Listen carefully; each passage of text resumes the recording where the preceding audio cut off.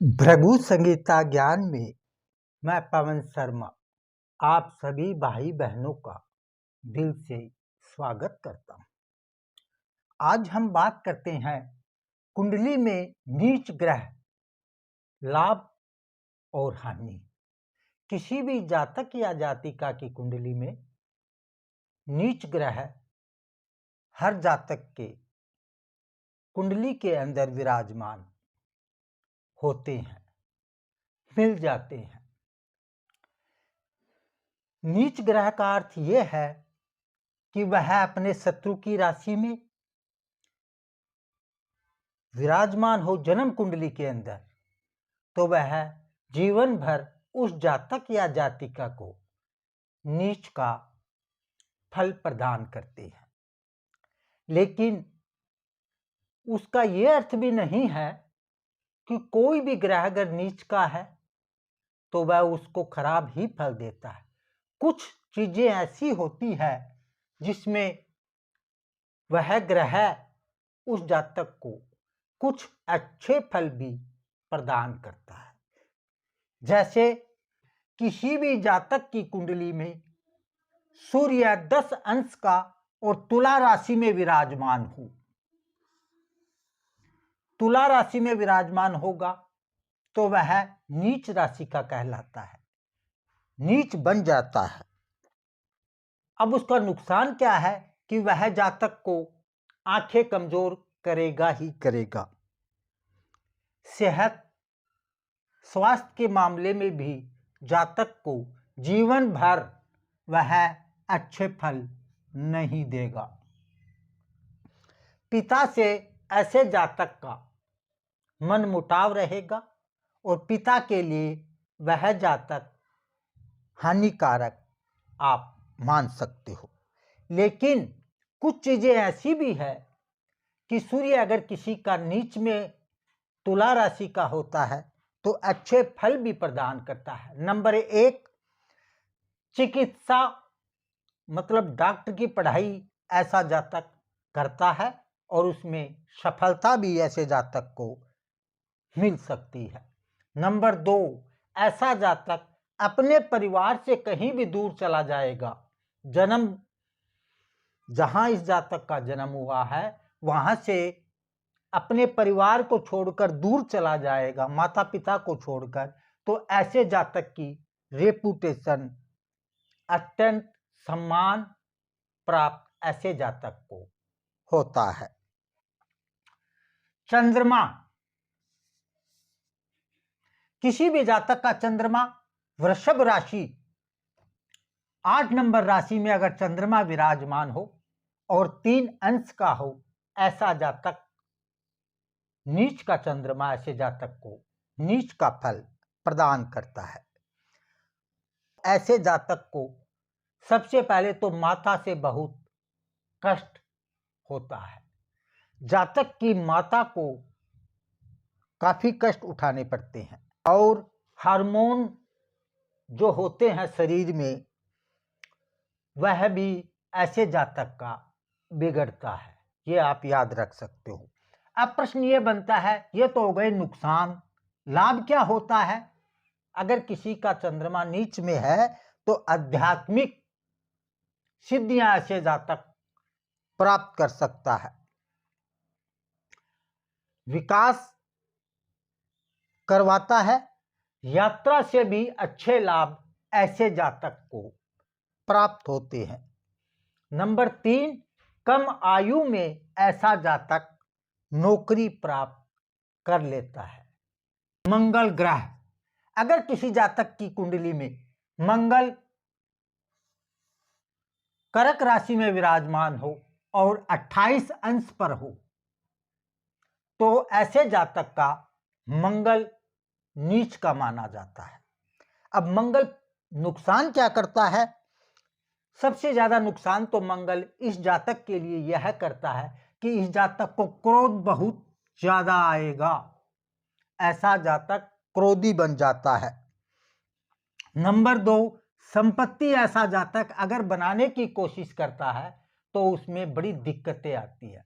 संपत्ति ऐसा जातक नहीं बना सकता और बनाता भी है तो बहुत कठिन मेहनत करने के बाद थोड़ी बहुत संपत्ति ऐसा जातक बनाता है। भाई बहनों से ऐसे जातक का सदा विरोध रहेगा। भाइयों से नहीं बनेगी, बहन से भी ऐसे जातक की नहीं बनती है। इसके बाद आ जाओ बुध। किसी भी जातक का बुध ग्रह अगर मीन राशि में है और 15 अंश पे है तो वह जातक का बुध नीच का माना जाता है और नीच के फल जातक को प्रदान करता है। ऐसे नीच का बुध क्या फल देगा? भ्रम पैदा करेगा हर चीज में। उस जातक को जिसका नीच का और बुध विराजमान हो जन्म कुंडली के अंदर, ऐसा जातक भ्रम बहुत पैदा करता है। हर चीज भ्रम में वो जीता है। आर्थिक रूप से भी ऐसे जातक का नुकसान बहुत होता है। ननिहाल, इसका जो नानी का घर होगा, वहां से भी ऐसा जातक सदा ही नुकसान प्राप्त करता है। ननिहाल के लिए, मामा के लिए, नाना के लिए नुकसानदायक ऐसा जातक माना गया है। अब प्रश्न यह बनता है कि लाभ क्या देता है नीच का बुध?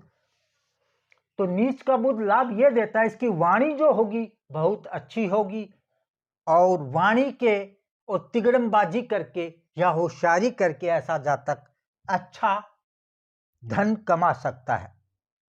ये आप याद रखो, ये विशेषता होती है बुध किसी का नीच हो तो।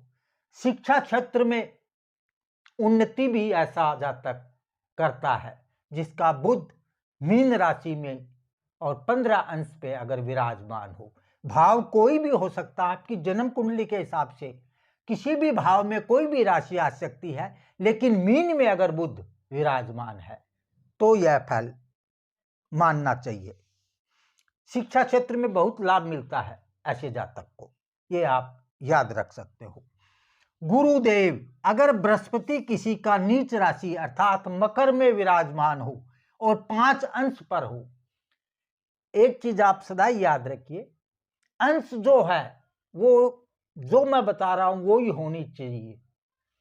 अगर गुरुदेव मकर में 5 अंश के हैं तो ही नीच के माने जाते हैं। अब ऐसा जातक का फल क्या होगा? गुरु यहां हो गया मकर, ये देखो ये गुरु है, यहां गुरु है, राशि ये है और अंश ये है। ये तीनों अगर आपकी जन्म कुंडली के अंदर है तो गुरु आपको कैसा फल प्रदान करता है? सबसे पहला तो नुकसान ऐसे जातक को क्या होगा कि वह स्थायी रूप से कोई भी स्थायी धंधा, बिजनेस, व्यापार अगर करता है तो वो स्थायी नहीं होता। अर्थात व्यापार बदलता रहेगा, लेकिन एक स्थायी व्यापार जीवन में वह कभी भी प्राप्त नहीं कर सकता जिसका गुरुदेव नीच राशि मकर में विराजमान हो। तो नंबर 2, विवाह के मामले में ऐसा जातक बड़ी दिक्कत आती है। शादी के मामले में हालांकि शादी हो जाती है, लेकिन कोई ऐसी उसकी शादी में घटना होती है या ऐसा कोई चीज होता है कि उसकी शादी में बड़े झटके के साथ बहुत ज्यादा रुकावट आ सकती है। जैसे शादी सगाई होकर टूट भी सकती है, या शादी में कोई बहुत बड़ी समस्या शादी वाले दिन या शादी के आगे पीछे ऐसी कोई घटना होती है तो इसमें बड़ी दिक्कत जातक को आती है अगर गुरु आपका नीच का हो तो। अब लाभ क्या होगा ऐसे जातक को? ईश्वर की तरफ से, अर्थात यह जातक धार्मिक प्रवृत्ति का बनता है अगर नीच का गुरु होता है तो। नंबर 2, दूसरा लाभ ऐसे जातक को क्या मिलेगा? अगर किसी भी जातक का गुरु नीच राशि में विराजमान है तो उसकी संतान जो होगी वो योग्य जरूर बनेगी। यह गुरु जरूर ऐसे जातक को देता है, लेकिन खुद कभी सेटल नहीं हो सकता। यह भी आप याद रख सकते हो। इसके बाद आ जाओ शुक्र देव। अगर आपका शुक्र कन्या राशि में और 27 अंश पे आपका शुक्र, राशि कन्या, अंश 27 और ग्रह शुक्र। भाव कोई भी हो सकता आपकी कुंडली के हिसाब से, ओनली राशि के हिसाब से आपको समझना है। ऐसा जातक ना मिलनसार होता है, गलत लाइन में चला जाता है, आशिक मिजाज का बन सकता है, लव प्यार मोहब्बत में किसी के फंस सकता है। ऐसा शुक्र अगर आपका नीच का है तो ऐसे, या आप यह भी समझ सकते हो, नीची आपको समझाने के लिए बताऊं, चरित्र से गिर भी सकता है ऐसा जातक अगर आपका शुक्र नीच राशि में विराजमान है। नंबर 2, सुख। सुख जिसे बोलते हैं उसका ऐसे जातक को कभी अनुभव नहीं होता, या आप यह समझ सकते हो ऐसा जातक जो होता है वह सुख नहीं प्राप्त कर सकता,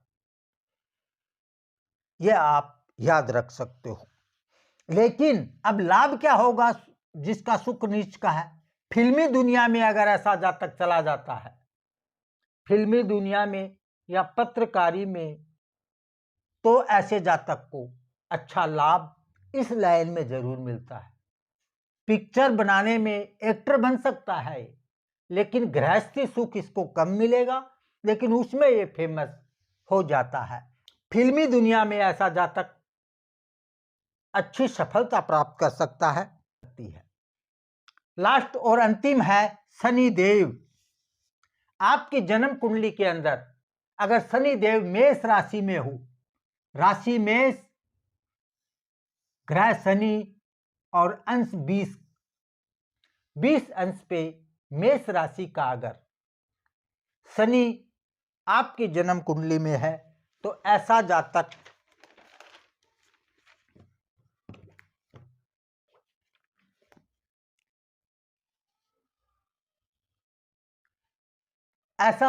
काफी दुर्घटनाएं अपने जीवन में सहन करता है।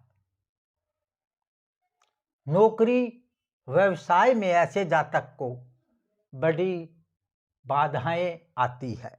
नौकरी में ऐसे जातक को दिक्कतें और समस्या बहुत ज्यादा आती है। अब प्रश्न यह बनता है, ऐसा जातक, ये तो हो गए नुकसान, अब लाभ क्या है? अगर शनि किसी का नीच राशि में हो तो जातक मेहनत बहुत करता है, मेहनती बना देता है शनि देव इसको। नंबर 2, अगर ऐसा जातक सरकार से कोई भी किसी भी रूप में संपर्क बनता है, जातक को लाभ बहुत प्राप्त होता है। नंबर 2, झटके, सहनशील ऐसा जातक बहुत ज्यादा, बड़ी से बड़ी समस्या ऐसे जातक की आती है जिसका शनि जो है वो नीच राशि में है, तो वो उसको सहन कर लेता है। या आप यह समझ सकते हो, मान सकते हो कि दुख जो होते हैं उनका पहाड़ भी ऐसे जातक पर टूटता है तो उसको सहन कर लेता है, लड़खड़ाता नहीं है। यह ऐसे जातक का लाभ आप मान सकते हो। कोई भी ग्रह नीच का है या नीच के फल अच्छे भी हैं, लेकिन कुछ नीच के बढ़िया फल भी जातक को जीवन में प्राप्त करवाता है। उच्च का हो वो एक अलग चीज है। ऐसी कुंडली में कोई भी ग्रह किसी भी जातक का उच्च का छोड़कर अगर खाली नीच का कोई भी ग्रह आपकी जन्म कुंडली में है तो आप मेरे से संपर्क कर सकते हो, मैं आपको उसका जरूर समाधान करूंगा।